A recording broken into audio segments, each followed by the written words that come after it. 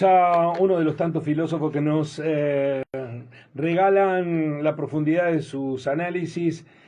Hoy es el turno del licenciado Martín Gramajo. Bienvenido, ¿cómo va?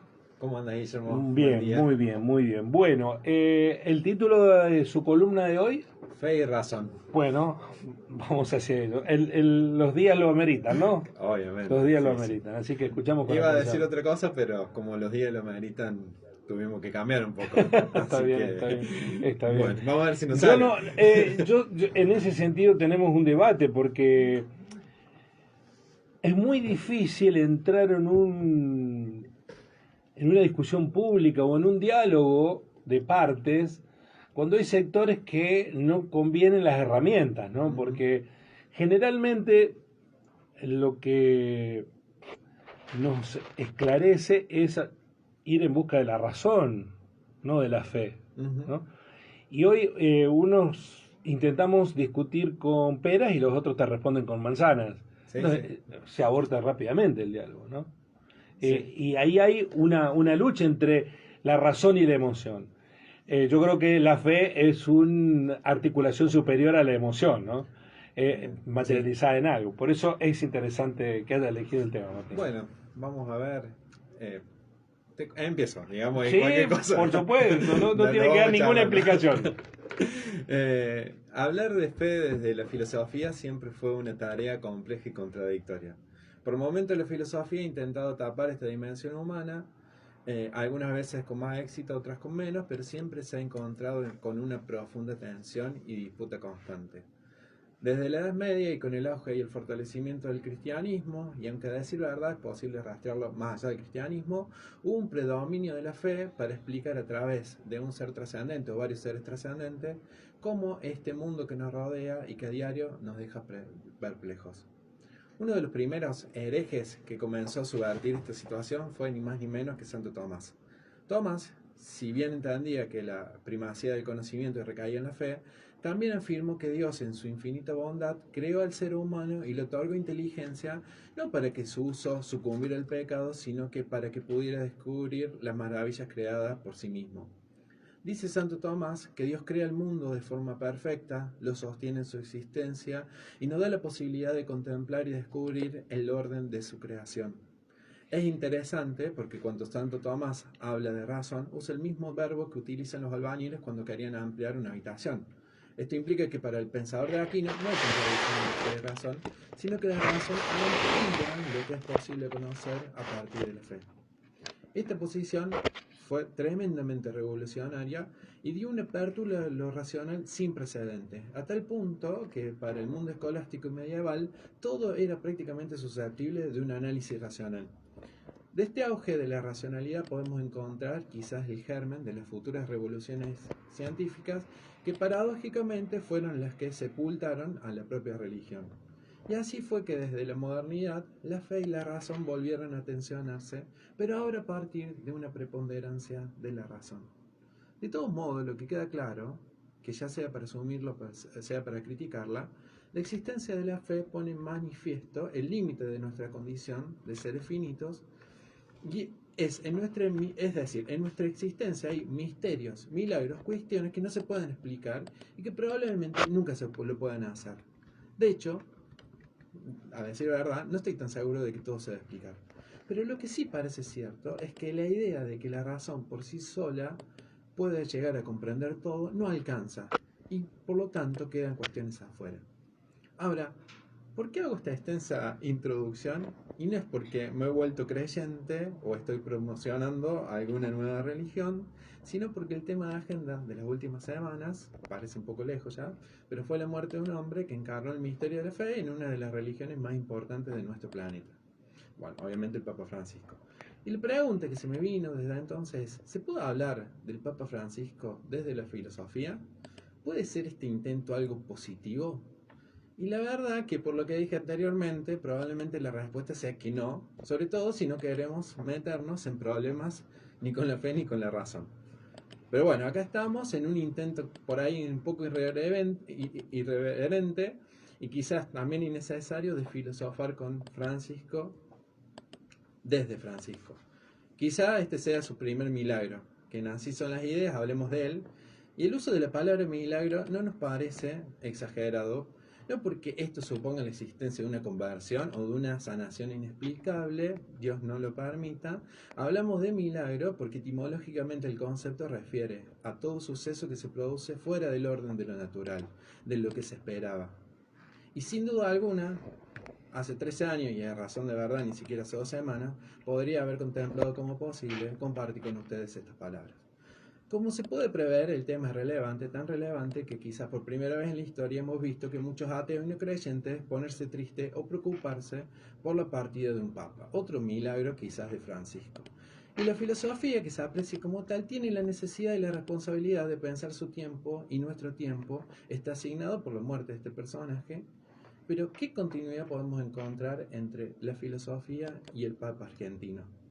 Cuando me hacía esta pregunta volví a las fuentes. Recordé un libro viejito que se llama Introducción a la Filosofía de Karl Jasper, y este indicó que para la filosofía o para filosofar pueden haber 3 orígenes. Por un lado indicó que comenzamos a filosofar cuando nos asombramos, es decir, cuando de un momento a otro nos encontramos frente a los misterios de la realidad de nuestra existencia, y parafraseando a Sartre nos preguntamos ¿por qué existe lo que existe y no más bien la nada? El segundo origen lo encuentra en las situaciones límites, es decir, aquellas experiencias profundas que marcan nuestra existencia, como son la de un nacimiento, la muerte o el dolor, etc. Y la última de los orígenes de la filosofía que plantea Jasper es la duda, es decir, aquella instancia en nuestra vida en que por alguna razón comenzamos a cuestionar nuestra realidad, lo que damos por sentado, nuestras normas y nuestras costumbres. Si bien cualquiera de estos 3 orígenes podríamos remitirnos a Francisco, quisiéramos detenernos en este último, en la duda. La duda está íntimamente relacionada con el filosofar, es su origen. Sócrates iba de reunión en reunión sembrando la duda, moviendo los cimientos de aquellos que sus contemporáneos y amigos creían normal y conocido. Luego de hablar con el maestro de Platón, sus interlocutores terminaban por reconocer que en verdad no sabían nada. Esta actitud de crítica respecto a lo que rodeaba era el origen del conocimiento y su método era la mayéutica.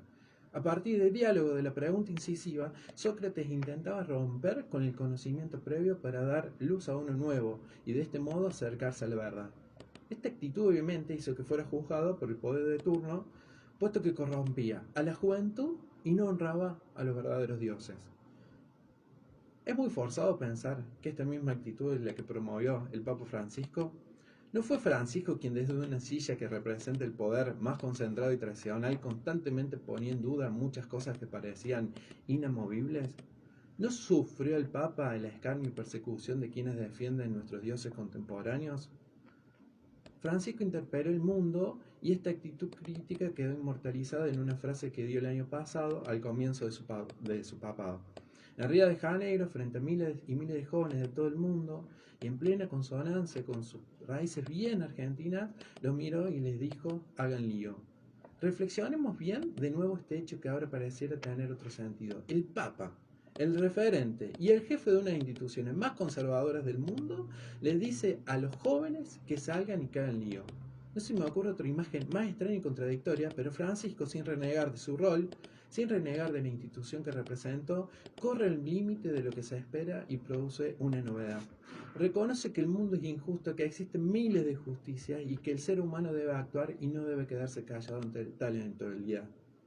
Francisco, al igual que Sócrates, podríamos decir, remó contra la corriente, porque en un mundo donde se vanagloria el dinero, habló sobre la solidaridad y la sencillez. En un mundo donde la violencia se hace cada vez más habitual, incluso entre nuestros representantes políticos, habló de la importancia de mirar al otro como otro con ternura. Mientras miles y miles de migrantes ilegales, que son invisibilizados por las potencias europeas, arriesgan su vida cruzando el mar de la muerte que hoy significa el Mediterráneo, Francisco le ofreció su voz y hasta se animó a invitarlos a la Capilla Sixtina, siendo él su guía. Lo repetimos otra vez para tomar dimensión de lo que esto significa. El Papa de la Iglesia de Roma invitó a los inmigrantes que nadie quiere recibir a visitar el ícono de la cultura y la exclusividad europea. Con este gesto, no solo Francisco denunciaba una injusticia contra la humanidad, sino que a la vez le dijo a los pobres del mundo: esto también es para ustedes. No solo tienen derecho a sobrevivir, sino que tienen derecho a todos los goces del mundo. Sin ser necesario, Francisco donó sus últimos dineros a una cárcel para que presos, personas marginales si las hay en nuestra sociedad, pudieran potenciar emprendimientos productivos y que tengan una oportunidad cuando hay miles que creemos que no se lo merecen. Francisco, haciendo gala de una profunda incorrección, durante sus últimos momentos habló todos los días con la comunidad cristiana de Palestina para denunciar el horror que allí pasaba y que pasa, aun cuando para la comunidad internacional esto es innecesario, mal visto y censurable. Nunca renegó de su ser argentino. Valoró y se reconoció hijo de la escuela pública argentina en este momento tan crítico para ella. Con sus limitaciones y las limitaciones de la Iglesia, valoró el rol de la mujer y presidiendo la institución que más ha juzgado en la historia y en un contexto donde pareciera ser que todo está permitido, se reconoció incapaz de juzgar al colectivo LGBTIQ+. En un mundo que exacerbaba el individualismo ultranza, se animó a reivindicar también lo que es la justicia social. Bueno, no es necesario, digamos, continuar repasando los gestos de Francisco, tampoco es un intento de canonizar su figura, ni porque seguramente, y nosotros hemos criticado, tenía un montón de contradicciones. Y mucho menos intentamos reivindicar la institución eclesial que incluso el mismo Papa intentó en muchos casos desmontar. Lo que sí queda claro, y no nos deja de sorprender, es cómo una persona, cómo este ser humano, llegado a la cima del poder, siendo una de las personas más poderosas del mundo y sin necesidad de hacerlo, decidió cuestionar el poder mismo. ¿Qué necesidad tenía de hacerlo? Bueno, no sé si hoy habremos hecho algo de filosofía, me sabrán perdonar por estas palabras, pero sin duda si la filosofía debe cuestionar lo establecido, y si nos duele también a todos nosotros y nosotras las injusticias que diariamente vemos que suceden, hoy más que nunca tenemos que adoptar una actitud de Francisco, hoy más que nunca tenemos que hacer lío. Es hermoso lo que acabas de reflexionar, Martín. Me hizo acordar algo que ahora estamos viendo cómo circulan recortes de palabras de Francisco o referencias al Papa Francisco, y de las cosas más inteligentes que me hizo reír, pero que tienen una profundidad. Le preguntan en una entrevista, en pleno desarrollo del papado de Francisco, a Joaquín Sabina respecto de sus creencias. Y dice, estoy muy preocupado con este Papa, haciendo referencia a Francisco. Todo muy serio, ¿no? Solemne. Y el entrevistador dice, ¿por qué? Porque este tipo realmente cree en Dios. ¿No? Y me pareció de una belleza, no solo poética, y con una profundidad. Este Papa realmente cree en Dios. Y marcó una clara diferencia con otros papas que asumían un rol político que Bergoglio lo tenía, sí. Pero desde la no creencia en Dios, porque si vos crees en Dios, necesariamente necesitas pelear por un mundo menos desigual, ¿no? Yo, qué sé yo, no puedo hablar mucho de la fe, ¿no? No, ya lo sé, pero la sí, doctrina social de la Iglesia, que no fue una doctrina de toda la historia de la Iglesia, es una doctrina bastante contemporánea en la milenaria historia de la Iglesia, se alimenta en esta lógica. Y eso que decía Sabina, que parecía una chanza, que hizo un silencio y empezó a sonreír, dice, ojo que este Papa realmente cree en Dios. Y es coherente, en algún sentido, claro. Es más coherente de lo que fue. A mí lo que siempre me sorprendió es lo que dijo al final, digamos, porque la verdad que me acuerdo cuando fue elegido, yo no estuve, digamos, dije, ¿qué va a hacer este hombre en esta situación? Y lo más interesante es cómo criticó, para mí, el poder, siendo una de las personas más poderosas. ¿Qué necesidad tenía de hacer lo que hizo?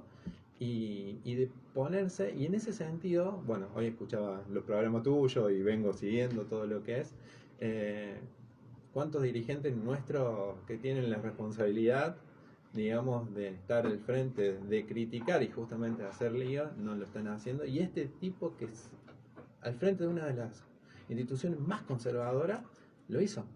Digamos, y eso antes de generar simpatía les generó problemas seguramente hacia adentro de la iglesia, hacia afuera, con los poderes reales, pero bueno,